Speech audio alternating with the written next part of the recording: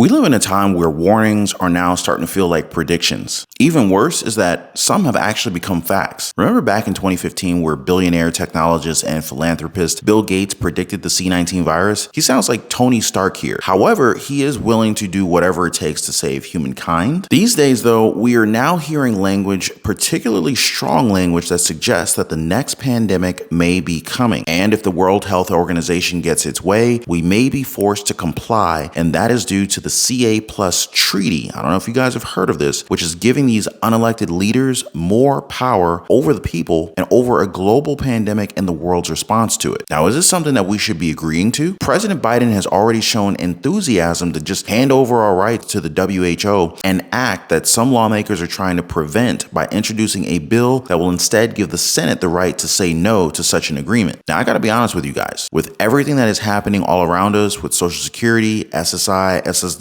solvency issues, housing problems, cash flow weaknesses, bank failures, bank runs, credit card bills rising, layoffs in different sectors, and the overall financial health of the working American being shredded to bits, hearing about more of our rights being trampled on, it just really pisses me off. Would you ever agree to this kind of treaty? And before I continue, please do me a huge one by dropping a like for this video. Really appreciate it, and we're definitely going to need it for the YouTube algorithm. And if you're in need of your daily dose of the truth when it comes to Social Security, the stock market, the housing market, the state of our economy, and what the heck is really going on in Washington, D.C. that affects our lives, our families, and our bank accounts, make sure to subscribe to the channel and hit that notification bell. And also, if you own a home, be sure to get your free home warranty quote. There's a link in the description down below this video. It only takes like 15 seconds, guys. Now, with great power comes great responsibility. And I know that this is from Spider-Man, but Uncle Ben wasn't wrong. If you have the power to change and influence the lives of other people, you best believe that the people expect you to be responsible. So take, for example, the C+ treaty that's being put forth on by the World Health Organization. Basically a move that would give them unprecedented power when it comes to the next health crisis. Actually, they stand to have so much power that this may give them the right to say when we're in a pandemic. And the same can be said when it comes to mandating lockdowns, vaccines, and having us monitored in some very loose language when it comes to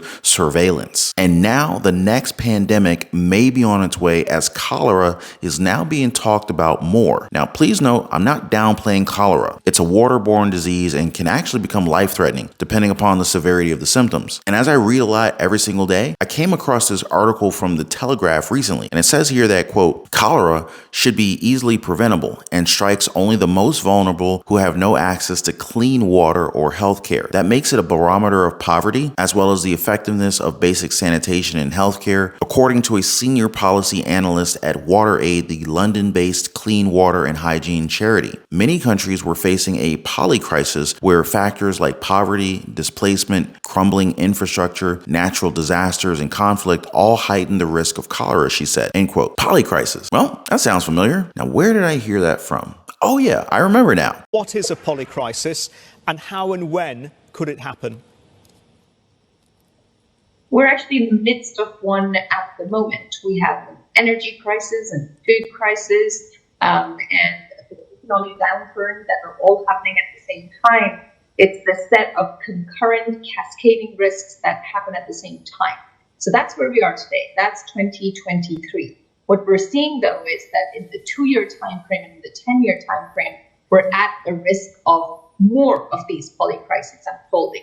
That was Sadia Zadi of the WEF or the WEF talking about this term. But wait, what are the factors that have further added weight to cholera in recent times? Well, look no further than the climate change conflict and C-19. Wow. I don't know if the WHO has a broken record playing on repeat, but even the WEF has been talking about these three things as factors for why they need more control and power. You know what? I had a tough time tying my shoelace this morning. You know why? Climate change. I mean, are they going to use these reasons for every single power grab opportunity? They're not outrightly saying this, but we're smarter than they give us credit for. And we actually know how to read between the lines. This is the narrative that they're trying to encourage the world leaders to get on board of. And it's all lining up, since I'm certain that I've showed you guys this before, but if you haven't seen it, here is a scenario that Bill Gates cooked up, and it's what could happen if governments don't fall in line and agree.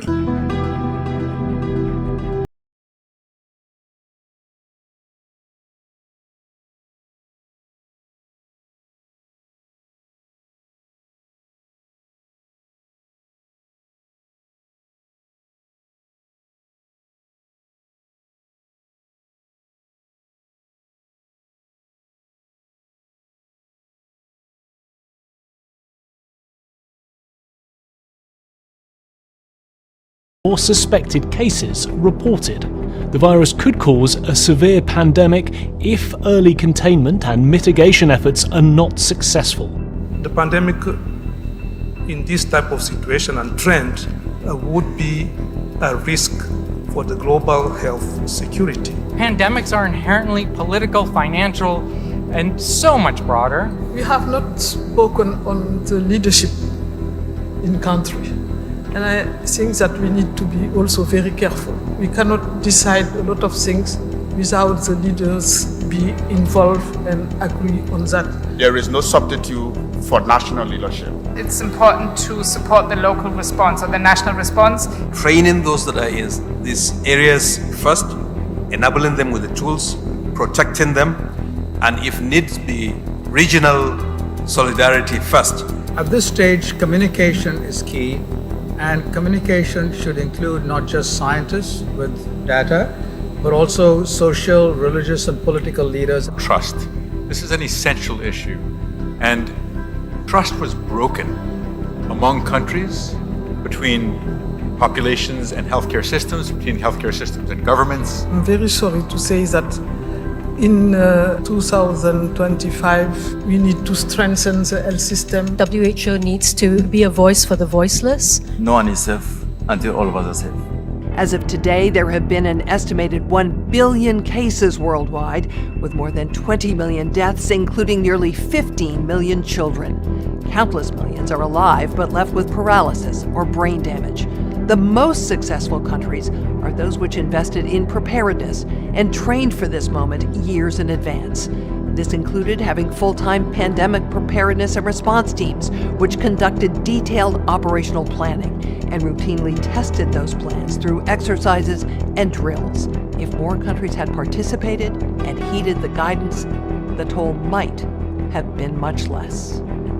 Did you notice how many times they talked about the need for leadership? Well, the WHO can take over at any time, right? We shouldn't worry about 2025. It's all under control. They should become our voice. This scenario or simulation was made by none other than the Bill Gates Foundation. Do I need to say more than that? You also have to realize that the end shows you the answer to what they've been saying is the next big problem for the pandemic. You know what? Let me just play that again for you. If more countries had participated and heeded the guidance, the toll might have been much less.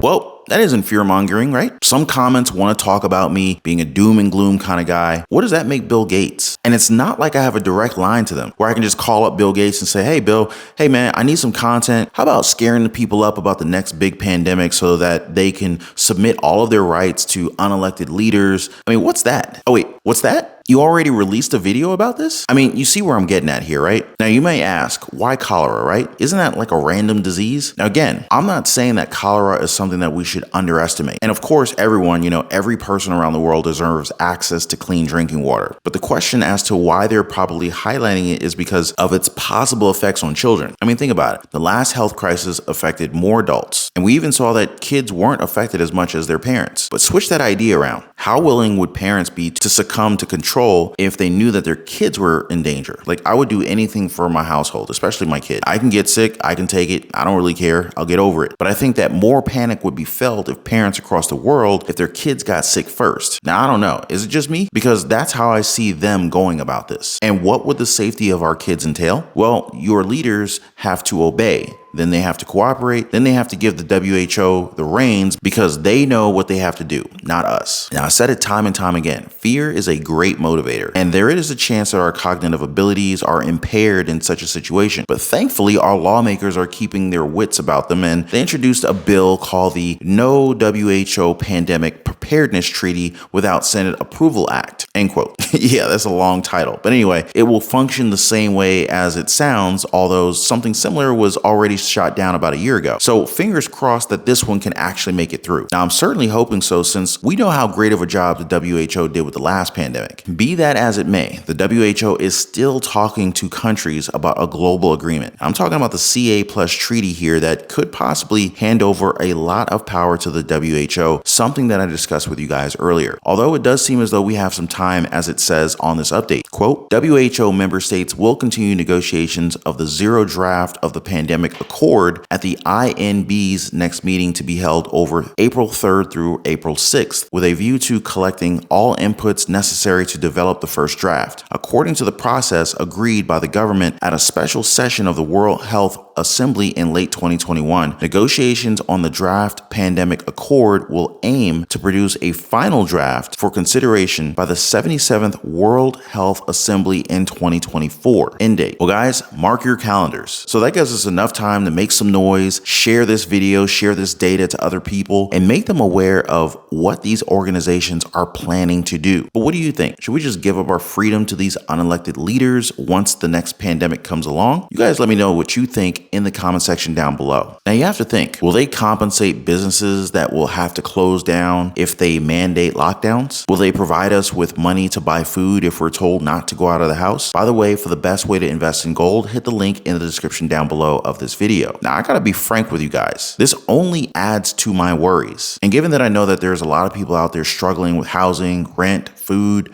Social Security, even cash flow, I know that my worries are far less compared to others. And this is even more of a reason why I want more people to get back on track, to get back to the road to financial freedom. And it's one of the reasons why I have a link to our Patreon community down below in the description of this video, right above the link for the best way to invest in gold. So if you want to learn about side hustles, small businesses, investments, be it in the stock market or real estate, feel free to join us over there. I look forward to hearing from you guys soon. But before I go, please don't forget to drop a thumbs up for the video and subscribe for your daily dose of the truth. Appreciate you guys watching. Please be kind to one another, and I'll see you on the next one.